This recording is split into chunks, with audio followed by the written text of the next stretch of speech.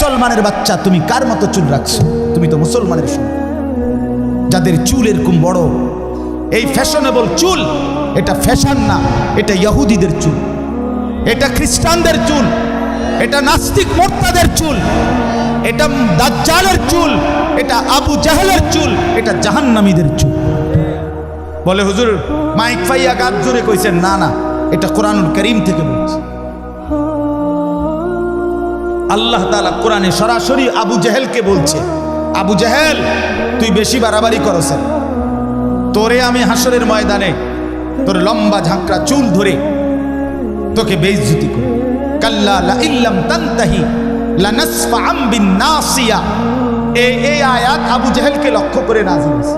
সূরা আলাক, ইকরা বিসমি রাব্বিকাল্লাযী খালাক, যেই সূরা, এই সূরার লাস্টে আছে।